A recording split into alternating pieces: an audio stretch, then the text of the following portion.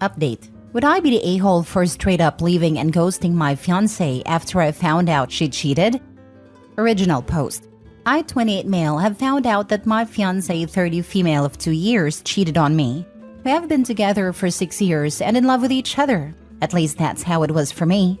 She has been acting more distant and became more protective of her phone for the last 2 months.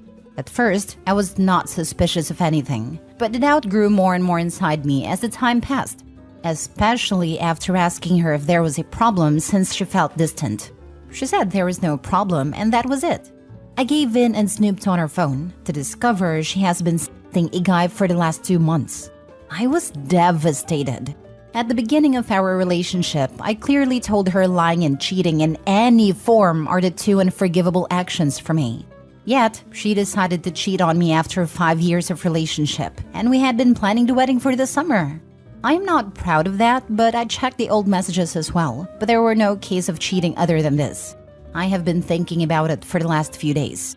I tried to rationalize it and told myself I cannot be leaving a 6 years relationship because of a single mistake. But after having a long talk with my oldest sister, I realized that I should respect myself and leave. She was the one who betrayed the relationship, not me. We do not have any shared assets, and lease is on my fiancé's name. I have an inherited house, but it's in another city. Tomorrow I am planning to just get important things from the house, block her from everywhere and just leave. I do not want a closure, to be honest. I just want to grieve the relationship. I thought maybe I did not love her given that I want to leave her right away, but it's not like that. It hurts a lot. I tend to stress eat, doom scroll, and spiral into depression in these kinds of situations. I have that experience from my early 20s. By going no contact and returning back to the city where my family lives will give me a circle that can support me. Would I be the a-hole if I straight up left and ghosted her without saying anything? Now for the top comments before reading the update. Not the a-hole, but if you can get screenshots of the chats as proof. So when people ask you, you can back it up. Yeah, print them out and leave them for her to find the day you leave. Block her number and all socials. Tell family and friends to do the same.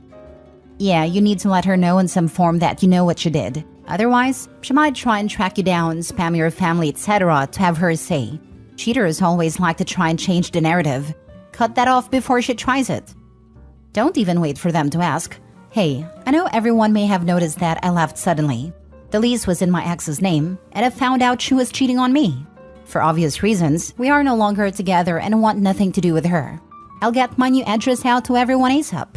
When you moved in, throw a ditch the beat party. Make a point of using money you'd save for the wedding.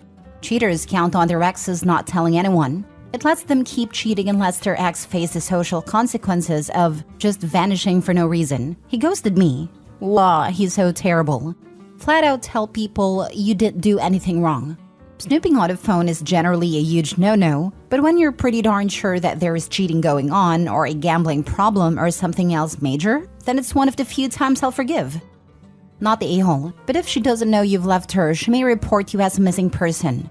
I'd say once you've packed up and on your way out, send her a 2-line message.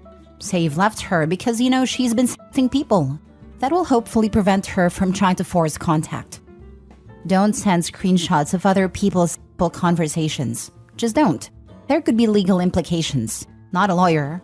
Just leave. Message her parents and her wedding guests through the online wedding guest portal or text them, "Hi, I just discovered evidence of fiancé in a relationship with another man. Wedding is off. Grateful I found out before the wedding. Best to you all. Any costs of the wedding Miss Cheater can handle." Some people will take her side, but you can't fix that. Now for the update. Firstly, I will not spread screenshots in social media or anywhere. That's illegal and a low blow, even if it does not contain sexual parts. It's a private thing, and I'm not planning to use these unless she plays dirty. One of my sisters came early in the morning to take me after my fiancé left for the work, and we packed some small things. As the lease is on her name, I do not have furniture and stuff. We packed clothes, accessories, and other small and personal things. Her car is an SUV type, so we were able to fit most of the required things thankfully. I could not take the ring though. I left the keys under the flower pot and put a sticky on the refrigerator saying, "I know, bye." Drive took about 7 hours and we safely arrived to the inherited house. On the ride, I received countless messages and calls from unknown numbers but did not answer. Once we arrived at home, eldest sister called me asking if we arrived. She told me fiancé called her crying around 3 p.m. and my sister told her not to contact me. We know everything. And if she tries to paint me bad in any way, we would not use only words, but do not back away from showing solid proofs to people. Fiancé requested to know where I am and speak to me. My sister said I'm fine, and she should not contact me in any form. When fiancé said we at least deserve a closure, my sister replied, "Too bad, suck it up." Not exactly that, but that's how I would translate that idiom, and ended the call. I still get calls and messages from unknown numbers. In the end, her father and mother called me. Surprisingly, my fiancé came clean to them, and while they hoped for me to give her a chance, they respected my decision. I thanked them and wished best of luck. Her father told me he will be sending the ring's money and asked me for my bank account. He actually sent it by adjusting to inflation, so I got a pretty decent money. The house is in an almost perfect condition as we renovated it before Mom passed away. It's just incredibly dusty and dirty after not being used since then. My 3 sisters will come this weekend and we'll clean it together. Eldest broke up with her partner recently, so she plans to live with me after her lease ends in a few months. She has been complaining about the rent prices for a while. My sisters are pretty much my only family, so I only informed them with some really close friends. I'm planning on going to therapy after settling here. It may sound weird how close I am with my sisters, but we grew up like that. We grew up with an abusive father, and as I was the only man and youngest one, all of the physical and emotional harm went towards me. We bonded with each other through trauma, and they tend to be a bit protective with me. I think that history is one of the reasons I just did not want to face my ex-fiancé. I thought I got over that considering nothing happened since we took family therapy, but it seems to be there. I'll get into therapy as soon as possible to understand everything and resolve the problems. I will post if there are any updates, but I just hope there will not be any. I just want to have peace and grieve right now. It sounds as if you are on the right path and have a good support system. Yay sisters for having your back. Good luck. Thank you. I did not know what I would do if my sisters weren't there. OP, I am so happy for you, and good for you for getting out. I read your original post. Your message to her was perfect. Short, sweet, and to the point. Thank you. I try to keep it as short as possible. Many people said it would be weird to disappear without a simple note, so that's what I did. You made a perfect choice in your note. She does not deserve a closure talk from you. It may help her, but definitely not you. You are the #1 priority. If she has made you that priority, she wouldn't be in this mess. She made her bed. Let her lie in it. Good luck, and stay strong, King. Closure is just the ex trying to manipulate OP. If she cared for his feelings, she wouldn't have cheated in the first place. My husband's side piece cried and wailed and stalked him at work, called on fake numbers, and used friends to reach him for closure. Her idea of closure is guilting him with, "If you have anything else to say, you should say it," and "I hope you're happy now" messages. She doesn't. She hopes he's miserable without her, so he'll come running back to her. Good on OP for 1, not putting up with the cheating like I have, and 2, cutting her right off. She has nothing enlightening to say. Walk away and stay strong, OP. This was not an easy thing to go through. It's great that your family and her parents are supportive and understanding. She made a wrong choice and has to live with the consequences of her actions. Her parents are incredible people. I'm glad they did not push for anything further. Next story.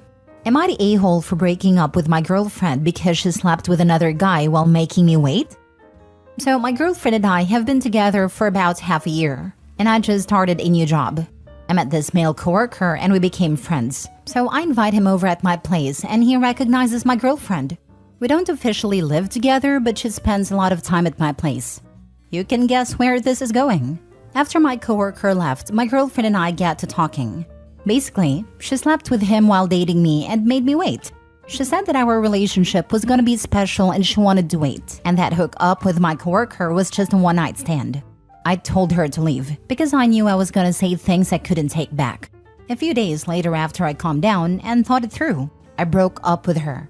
She kept repeating what she said about how she wants more with me, but I told her that I feel like I'm not attractive to her, or at least not as much as others. She kept saying that I was special. Basically, I said that I can't be that special if she preferred to sleep with a one-night stand than me. Edit, I don't think this counts as cheating. This happened within the first month of us dating. We became official after the first month or so. I 100% should have clarified with her if we were exclusive or not, so that's on me. Now for the top comments. Of course you're not the a-hole. Lol. OP not the a-hole. She had a one-night stand with a guy while dating you. She has issues. If she legitimately thinks it's okay to sleep with someone and then tell the guy she's dating you're special, all that's gonna do is make the guy feel like shit. If you want to sleep around, do so. But don't make excuses to someone you're dating while you're sleeping with other people. Going to make anyone feel like crap. Hey, I really want something long-lasting with you, but this guy can bang me hard right now, okay? Not the a-hole. I can never get the logic that you're a special boyfriend material, so I will make you wait, but we'll be banging some other guy during the waiting time. Wouldn't it be the same if a guy sleeps with 2 to 3 girls and comes back home to his girlfriend telling you are a special one? She was cheating. If OP was special as she claims, she would have kept her legs closed for OP before there was exclusivity talks. If a difference between keeping your legs open and closed is a tag called exclusivity is BS. It's funny, isn't it? Guy sleeps with a girl and says she means nothing and he's horrible, rightly so. Girl does it and it's all good? Let me translate it for you. I thought you're the type of guy who would commit to me, so I made you wait, and without a promise of that commitment equals I am not attracted enough to you to sleep with you. But there are guys who I'm attracted enough to just want sex with even without commitment. Those I will sleep with without any wait. Last story. Am I the a-hole for avoiding a friend after she tried to set me up with a single mother? I, 31 male, have been single for several years now. A fact that a friend of mine, Lily, 34 female, was aware of. I've always been passionate about my current job. During my training years, I became familiar with Lily, who admired how much I wanted to join the field, and we have been friends ever since.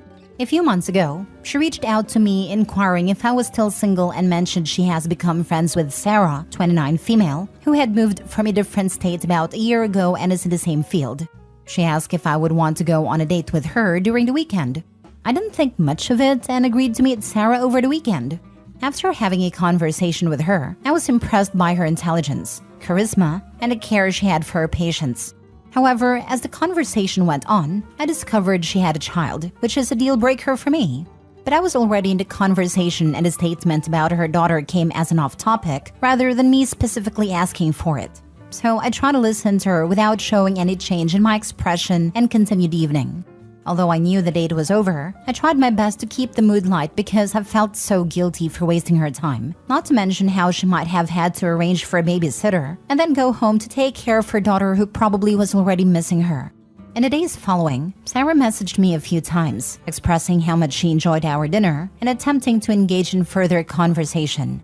Initially, I responded with as much positivity and professionalism as I could, but eventually I had to clarify that, despite enjoying our conversation, I preferred to maintain a professional relationship. I even helped her during a staffing shortage by sending some of my best interns to assist her. Although I appear sociable and confident, much of it is the result of my training. I get easily flustered and awkward, and this whole situation with Sarah just made me feel so bad that it led me to start ghosting Lily. A few months later, I saw Lily again for a work thing where she confronted me about my avoidance, suspecting something went wrong on the date. I said it was just due to work and staffing shortages, a response she clearly didn't believe, but she didn't press further due to the professional setting we were in, and she suggested we meet after work to discuss it further. Reluctantly, I met Lily at a coffee shop where I initially dodged the issue. However, she realized I was just avoiding the issue, so she said she just wanted to understand what happened and doesn't care why. So I told her that Sarah had a child, and I would never date a single mother, something that Lily already was very likely aware of. She didn't show any change in her expression and just changed the topic to something else. However, I'm still a bit mad at her for making me look like a jerk to Sarah, who probably would have been friends with me and an amazing addition to my contact list professionally if not for this messed up date. You are not an a-hole for not wanting to date people with children, but there was no need to avoid her for so long. You could have just informed her of your preference, since she obviously didn't know. I think you made this a way bigger deal than it needed to be. Your technique to handle the situation reeks of emotional immaturity and conflict avoidance. But it doesn't make you the a-hole, really. I don't think anyone is the a-hole here. Lily was aware though, if not directly, she knew about it indirectly. She knew I wouldn't date someone with children. She has always known my stance for not wanting kids, and I have been very vocal about it. There can exist a situation where she imagined my want for not wanting children is limited to just my own and not others. But knowing her, she wouldn't make a mistake like that. That is different. Her knowing and intentionally setting you up was crappy to both you and the person she set you up with. That is what I fear. She's not the type of person who would put me in a bad situation knowingly, and she has always had my best interest in mind. Even when I talked to her before the date, she seemed cheery and happy about setting up the date. I have no idea why she did what she did. You could just say you weren't feeling it and that's it. No need to explain more to them.